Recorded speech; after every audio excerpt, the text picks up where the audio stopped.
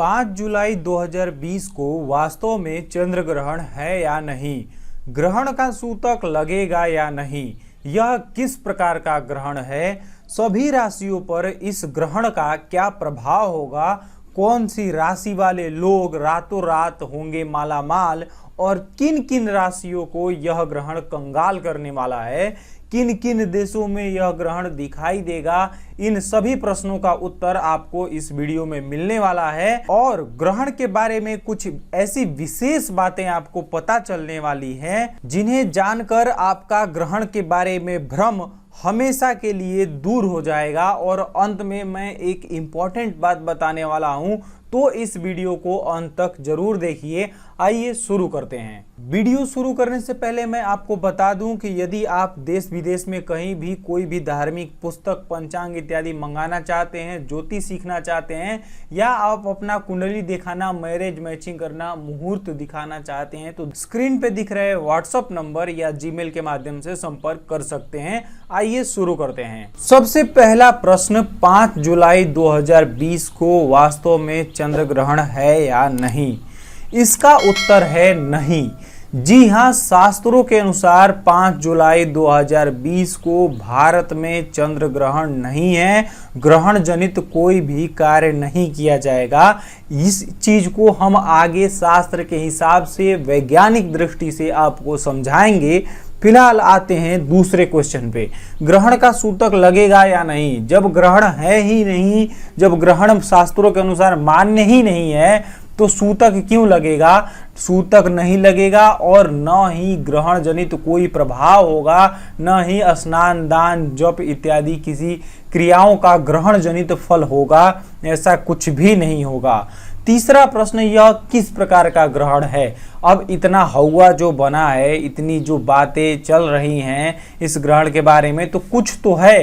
तो ये क्या है? हम आपको बता दें कि ये एक उपछाया चंद्र ग्रहण है। अब आप पूछेंगे कि ये उपछाया चंद्र ग्रहण होता क्या है, तो मैं आपको बताऊं कि छाया की छाया से जो ग्रहण निर्मित होता है, छाया की छाया से जो ग्रहण उत्पन्न होता है, उसे हम उपछाया ग्रहण कहते हैं और ये एक उपछाया चंद्र ग्रहण है।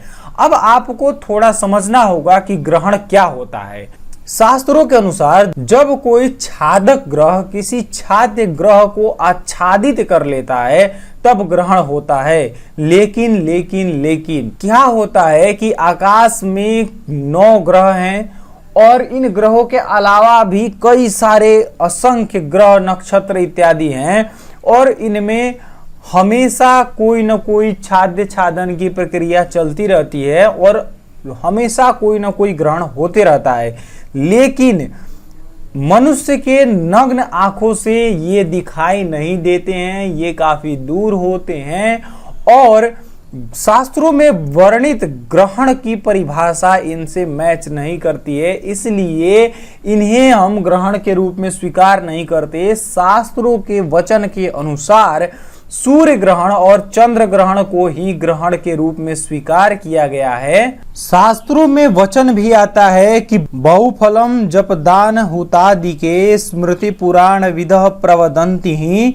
सदुपयोगी जने सचमत्कृति ग्रहणमिन द्विनयोः कथयाम्यतः। अर्थात जो बहुफल को देने वाला पुराणों में जो कहा गया है, वो ग्रहण उस ग्रहण के रूप में केवल सूर्य ग्रहण और चंद्र ग्रहण ही ग्राह्य है। इन्हीं सूर्य ग्रहण और चंद्र ग्रहणों में ग्रहण जनित सारे फल प्राप्त होते हैं और ग्रहण से सूर्य ग्रहण और चंद्र ग्रहण को ही समझना चाहिए और इनमें ही जप, स्नान इत्यादि कार्यों का पुण्य प्राप्त होता है। अब इसमें भी जो ग्रहण पूर्ण ग्रहण होता है वह उपछाया चंद्र ग्रहण, मांद्य ग्रहण इस प्रकार का नहीं होता है, उसे ही ग्राह्य करते हैं। अब आइए मैं आपको थोड़ा यहाँ पर चित्र के माध्यम से समझा देता हूँ कि ये होता क्या है। देखिए, हमारे सूर्य सिद्धांत, सिद्धांत तत्व विवेक इत्यादि जो ज्योतिष शास्त्र के पारंपरिक ग्रंथ हैं, उनमें ग्रहण क्या और ग्रहण के तमाम स्थितियों का सूक्ष्म से सूक्ष्म रूप में वर्णन है। एक एक बात स्पष्टतया समझाई गई है, लेकिन जानकारी के अभाव में इस प्रकार की भ्रांतियां फैल जाती हैं। आइए मैं बताता हूं कि ये ग्रहण क्या स्थिति होती है और ये ग्रहण क्यों मान्य नहीं है। आपको स्क्रीन पर एक दिख रहा होगा, ये उपछाया चंद्र ग्रहण का चित्र है। अब इस चंद्र ग्रहण में होता क्या है कि सूर्य और चंद्रमा के बीच में पृथ्वी की आ जाती है तो चंद्र ग्रहण उत्पन्न होता है।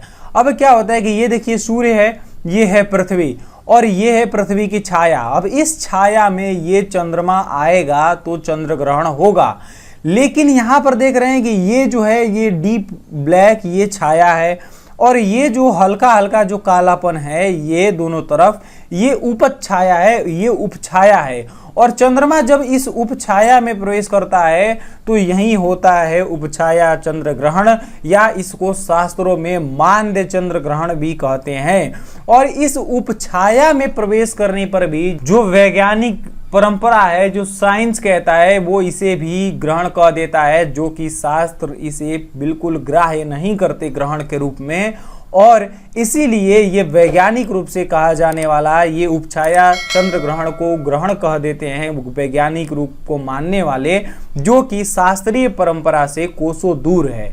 इसलिए इस उपछाया, इस छाया के छाया में चंद्रमा के प्रवेश होने से जो ये उपछाया चंद्र ग्रहण लगता है, जो ये मांद्य चंद्र ग्रहण लगता है, इसे ग्रहण के रूप में स्वीकार नहीं किया गया है शास्त्रों में। और इसमें जप दान होम इत्यादि का कोई फल नहीं होता, कोई सूतक नहीं लगता। तो इसलिए आपको समझना होगा कि ये मांद्य चंद्र ग्रहण है, इसमें कोई भी ग्रहण जनित कार्यों का कुछ भी फल नहीं होगा, इसे ग्रहण के रूप में ग्राह्य नहीं किया जाता है। ये वास्तव में 5 जुलाई 2020 को कोई चंद्र ग्रहण नहीं है। अब आइए अगले प्रश्न की ओर बढ़ते हैं, सभी राशियों पर इस ग्रहण का क्या प्रभाव होगा। अरे जब हमने पहले ही बता दिया कि 5 जुलाई 2020 को शास्त्रों के अनुसार ग्रहण नहीं है, तो राशियों पर इसका प्रभाव कैसा? किसी भी राशि पर इस ग्रहण का कोई भी प्रभाव नहीं होगा, कुछ भी प्रभाव मान्य नहीं होगा, क्योंकि शास्त्रों के अनुसार ये ग्रहण ही मान्य नहीं है। अगला प्रश्न है कि कौन से राशि वाले रातों रात मालामाल होंगे और कौन कंगाल होंगे।